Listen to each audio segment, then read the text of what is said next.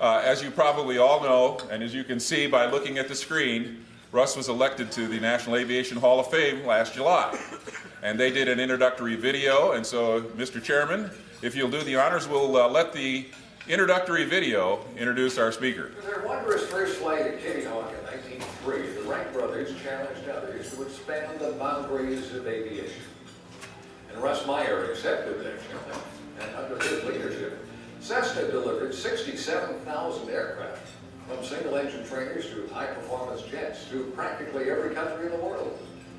With his lifelong passion for aviation that included thousands of hours as a pilot in jet fighters and Cessna citations, it seemed appropriate for Russ to want to feel the same thrill of flying as the Wright brothers. So on a crisp and clear fall day in Ohio, he took the controls of this Wright B Flyer lookalike and successfully logged one takeoff and one landing. My opportunity to fly the 1907 Wright Flyer just put it all together for me. The passion that they must have had and the feeling that I had flying an airplane was really once in a lifetime. Russ was born in Davenport, Iowa, to Russ and Ellen Meyer.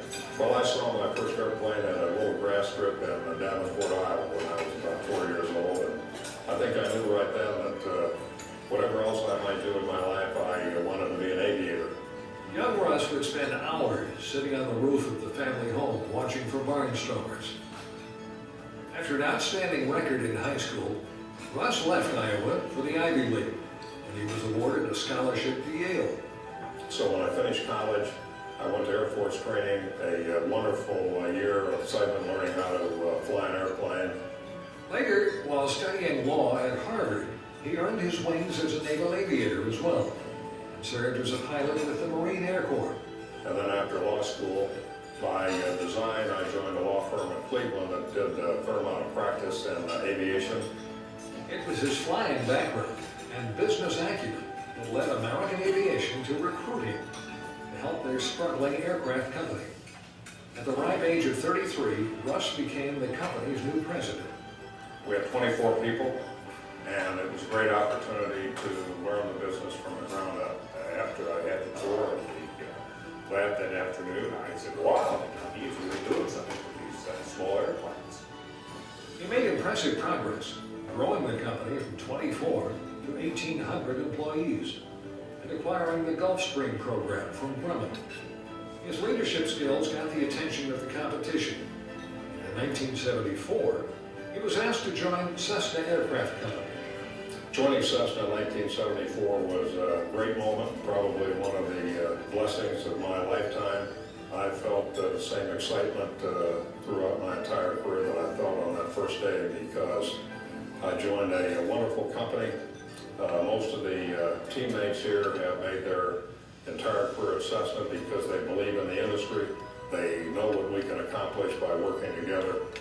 And as a team, they were absolutely committed to making Cessna the world leader in general aviation. Less than a year later, he became just the third chairman in Cessna's history. Russ was an aggressive and charismatic leader who immediately immersed himself in the newly launched citation program. It was a prosperous time in the aviation industry. Aircraft production hit its peak in 1978. We were building 30 airplanes a day at Cessna. The industry was building 18,000 a year. We built at least half of them. It would be a time when 300,000 young men and women were learning how to fly every year. So the 70s were wonderful years throughout the industry. Then, almost overnight, demand dried up. After a record year in 1981, Cessna and general aviation faced a lengthy and severe recession. From the 12,000 people employed by Cessna in 1981, fewer than 3,000 were left in 1986.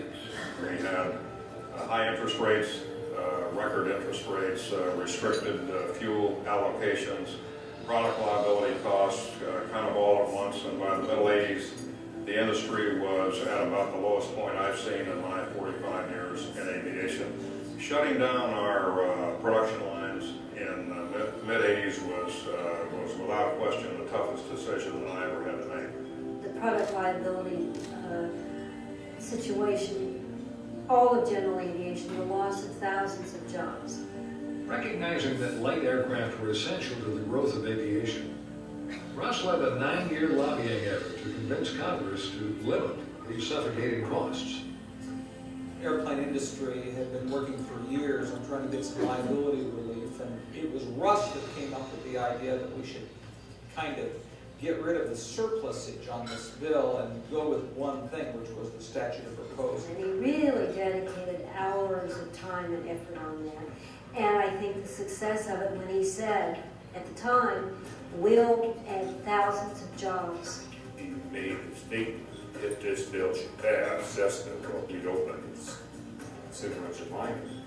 When we walked out of the Oval Office in August of 1994, I'm not sure my feet were even touching the ground.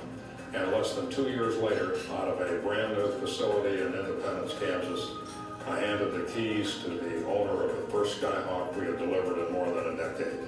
It was, needless to say, a great day. And it has just really rejuvenated general aviation. It was Russ's vision, creativity, and dedication that pulled Cessna through the worst of times.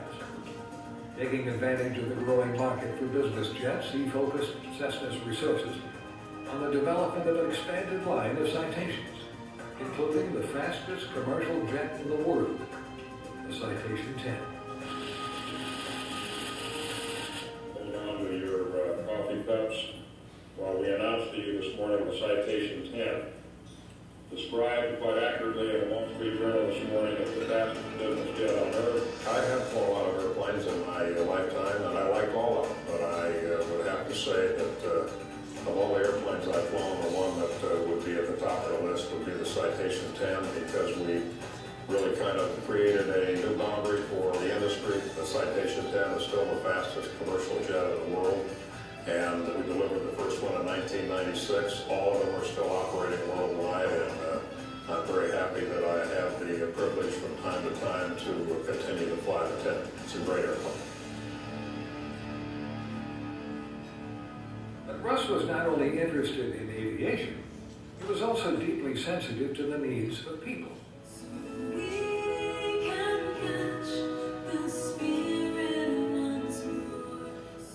In 1986, he conceived the Citation Special Olympics Airlift to provide transportation for thousands of Special Olympians to and from the International Summer Games. A handful of us got together, and that first airlift we had about 130 citations. It was a partnership with our customers, and each airlift has grown every 4 years. They're the largest peacetime airlifts in aviation history, and we'll be doing them for a long time. There was work to do in the community as well. Is this a great day for Wichita or what?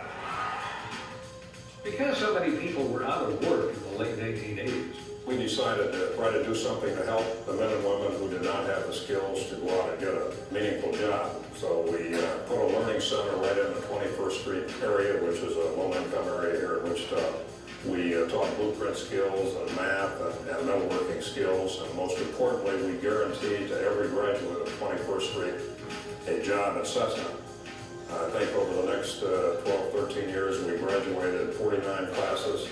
Many of those graduates are still with us here at Cessna, and it was a very exciting, very proud day in Wichita when President Clinton came out here in 1997 and helped us dedicate our brand new facility on 21st Street.